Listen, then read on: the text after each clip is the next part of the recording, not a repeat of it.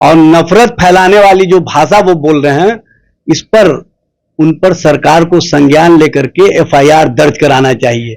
कि एक समाज को टारगेट करके आपने क्यों इस तरह की भाषा इस्तेमाल की। जिस दिन हम सच्चाई बोल देंगे उस दिन एनडीए के अंदर जूतम पैजार की स्थिति हो जाएगी। नवादा की घटना के सच और सच्चाई से मुंह मोड़ करके जीतन राम मांझी जैसे व्यक्ति जो जिम्मेदार पद पर बैठे हुए हैं, गैर जिम्मेदाराना बयान दे रहे हैं, इसके लिए इनको बिहार की जनता से माफी मांगनी चाहिए। नमस्कार, द न्यूज आप देख रहे हैं आप और आपके साथ मैं शकीना मलिक। अभी हम राजद कार्यालय में पहुंचे हैं, एजाज सर से बातचीत करेंगे कि बिहार में लैंड सर्वे का काम जो मुख्यमंत्री नीतीश कुमार ने शुरू कराया था और वजह क्या कुछ दिया गया था कि जिस तरीके से विवाद चल रहा है जमीनी मामले पर, उसको नॉर्मल करने के लिए यानी वो खत्म करने के लिए लैंड सर्वे का काम मुख्यमंत्री नीतीश कुमार ने शुरू किया था, लेकिन अब उस पर 90 दिन के लिए रोक लग गया है। इसको कैसे देखते हैं सर आप? देखिए, सबसे बड़ी बात यह है कि जो ये जमीन सर्वे को विवाद कम करने का माध्यम बता रहे हैं, दरअसल ये जमीन सर्वे कहीं ना कहीं विवाद और बढ़ा दिया है और हर घर में कहीं ना कहीं लड़ाई बढ़ गया है, झगड़ा बढ़ गया है, हर खानदान में लड़ाई बढ़ गया है, हर परिवार के बीच में लैंड सर्वे कहीं ना कहीं राजनीतिक साजिश का शिकार हो रहा है लोग। और एक दूसरे से ये जो पहले प्रेम और सद्भाव का माहौल था वो कहीं ना कहीं नफरत के माहौल में बदल रहा है। अब तो स्थिति ये आ गया है कि मामा भांजा में भी लड़ाई शुरू हो गया है। इस तरह की राजनीति जो बिहार सरकार ने शुरू की और उसके बाद जिस तरह से सरकार की भग पिटने लगी, सरकार को लगा कि जो स्कीम हमने लाया था लोगों के बीच झगड़ा खत्म करने के लिए, ये तो और झगड़ा बढ़ा रहा है, तो इन्होंने आई वास के लिए 3 महीने तक इसको स्थगित करने की घोषणा की है। दरअसल इनको पता चल चुका है कि ये जो लैंड सर्वे है कहीं ना कहीं हमारी सरकार के लिए, हमारे लिए घातक सिद्ध होगा। और सबसे बड़ी बात यह है कि जो लैंड सर्वे में कैथी लिपि में जो खतियान है और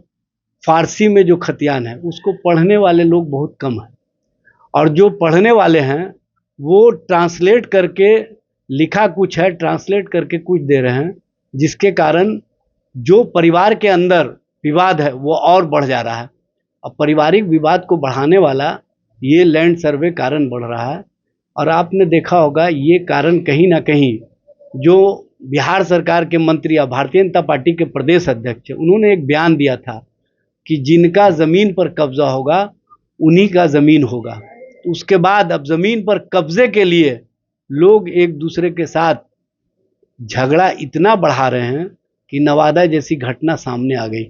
और नवादा की घटना कहीं ना कहीं ज़मीन सर्वे का ही परिणाम या कुपरिणाम का देन है, यह स्पष्ट रूप से दिखता है। जीतन राम मांझी बोल रहे कि इसमें यादवों का हाथ है। जैसे आपने नवादा का जिक्र किया तो उन्होंने कहा कि यादवों का भी इसमें हाथ है, और जो खबरें निकल के आ रही है क्या ये राजनीति मुद्दे हैं? देखिए, जीतन राम मांझी भारत सरकार के केंद्रीय मंत्री हैं, एक जिम्मेदार पद पर बैठे हुए व्यक्ति हैं, लेकिन गैर जिम्मेदाराना बयान दे रहे हैं। एफआईआर में कहीं यादव का नाम नहीं है, जो पकड़े गए हैं अभियुक्त उसमें कहीं कोई यादव नहीं है, लेकिन ये एंगल तलाश करके जो राजनीति करना चाहते हैं, क्योंकि इनको पता है कि जिस दिन हम सच्चाई बोल देंगे उस दिन एनडीए के अंदर जूतम पैजार की स्थिति हो जाएगी और कहीं ना कहीं एनडीए और एनडीए की राजनीति के लिए घातक सिद्ध होगा। इसीलिए नवादा की घटना के सच और सच्चाई से मुंह मोड़ करके जीतन राम मांझी जैसे व्यक्ति जो जिम्मेदार पद पर बैठे हुए हैं, गैर जिम्मेदाराना बयान दे रहे हैं, इसके लिए इनको बिहार की जनता से माफ़ी मांगनी चाहिए। और नफरत फैलाने वाली जो भाषा वो बोल रहे हैं, इस पर उन पर सरकार को संज्ञान लेकर के एफआईआर दर्ज कराना चाहिए कि एक समाज को टारगेट करके आपने क्यों इस तरह की भाषा इस्तेमाल की, जिससे समाज और समाज के बीच में एक दूसरे से टकराहट की स्थिति बनने वाली है, और उसमें आपकी भूमिका नजर आ रही है। जीतन राम मांझी जी, ऐसी राजनीति मत कीजिए जो बिहार और बिहार के लोगों के लिए कहीं ना कहीं नुकसान करने वाला हो। लगातार देखा जा रहा है कि बिहार में पुल पुलिया गिरती जा रही है। अभी हाल में ही परसों का ही मामला बख्तियारपुर में जो हुआ मामला, और इसके बाद भी ये बोला जा रहा है कि जो देर रात उसके मलबे छुपाने के भी काम किए जा रहे हैं। और ऐसे में विपक्ष ये कह रहा है कि जब पुल पुलिया गिरती है तो नीतीश कुमार जिम्मेदार है, और रोजगार की बात आए तो लोग तेजस्वी का वाहवाही करता है, तो सिर्फ नीतीश कुमार जिम्मेदार नहीं है इसमें। नहीं, इसमें सबसे पहले बात को समझने की जरूरत है। ये बख्तियारपुर ताजपुर पुल जिसका स्पेन गिरा, और भारतीय जनता पार्टी और जनता दल यू के प्रवक्ता जिस तरह से इस मामले में बचाव में आ गए, उन अधिकारियों पदाधिकारियों, उन कंपनियों और उन भ्रष्टाचारियों के संबंध में जो बात उजागर होकर के आ रही थी, ये बचाव में जब खड़े हो गए तो इसी से शंका होती है कि कहीं ना कहीं सरकार और सरकार के स्तर तक ये उच्च स्तर से खेल खेला गया है, और इसमें भ्रष्टाचार का एक बड़ा जो चढ़ावा है वो उच्च स्तर तक पहुंचा है, जिसके कारण जनता दल यू और भाजपा के दोनों तरफ के प्रवक्ता बेचैन हो गए कि इसको कैसे लीपापोती किया जाए। जब स्पेन गिरा और आप कहते हैं कि बेरिंग बदलने में इस तरह की घटना हुई और वो जर्जर हो चुका था, तो सबसे पहले बताइए कि एक तरह का बयान क्यों आप नहीं दे रहे हैं, दो तरह का बयान। और कंपनियों के द्वारा जिस तरह से राताराती वो मलबे को दबाने का प्रयास किया गया, जो मलबा कहीं ना कहीं भ्रष्टाचार के आधार पर बना हुआ था, और भ्रष्टाचार के आधार पर जो पुल का निर्माण हुआ वो गिर गया, तो ये स्पष्ट करता है कि सरकार के स्तर से किस तरह का खेल खेला जा रहा है। सिर्फ बख्तियारपुर ताजपुर पुल ही नहीं गिरा, उसके रात में ही मुंगेर धरहरा पुल भी गिर गया, और जो गंगा नदी में समा गया। तो सरकार 1-1.5 महीने के अंदर में 25 से अधिक पुलिया गिरे हैं, और इसमें सरकार और सरकार के स्तर से जो भूमिका नज़र आ रही है, उसी कारण से जो इंजीनियर्स हैं, जो ठेकेदार हैं, जो कंपनियों के लोग हैं, उन पर कार्रवाई नहीं की जा रही है। क्योंकि कार्रवाई जैसे ही होगा, कहीं ना कहीं सरकार के उच्च स्तर तक जो लोग भी शामिल हैं, उन लोगों तक सरकार को उनके कृत्य को उजागर करना होगा, और सरकार नहीं चाहती है कि इस मामले का जो पर्दाफाश है वो हो, ताकि सरकार के अंदर बैठे हुए लोग जो खेल खेल रहे थे उस खेल का मामला सामने आ जाए। इसीलिए जनता को भरमाने के लिए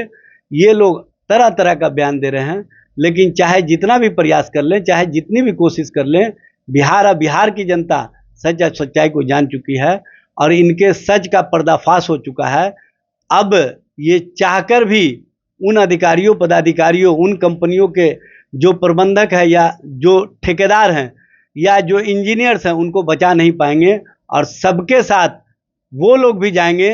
जो कहीं ना कहीं मंत्री पदाधिकारी बन करके मलाई काटने का काम कर रहे हैं, और मलाई काट करके बिहार की जनता, बिहार के लोगों को कहीं ना कहीं रसातल में पहुंचाने का काम कर रहे हैं। आपने सुना किस तरीके से यानी लगातार जो अभी लैंड सर्वे का मामला जो सामने आ रहा था, और इस पर 90 दिन की रोक लग गई है, इसमें क्या कुछ कौर जिम्मेदार हैं? और साथ ही जिस तरीके से अभी बख्तियारपुर ताजपुर का जो फ्लाईओवर गिरा है, और जिसको लेकर मामले ये हो रहे हैं कि इसके जिम्मेदार मुख्यमंत्री नीतीश कुमार नहीं है, लेकिन जो सामने मामला आ रहा है निकलकर, वो ये बताया जा रहा है कि यहाँ पर जो भ्रष्टाचार है वो बहुत ज्यादा बढ़ गया है। कोई नीचे स्तर किसी एक लोगों की जिम्मेदारी नहीं है, इसमें सभी लोग इन्वॉल्व हैं, और जिसकी वजह से ये सारे मामले हो रहे हैं। खैर, आपको क्या लगता है? आप अपनी राय हमें कमेंट बॉक्स में जरूर बताएं। धन्यवाद।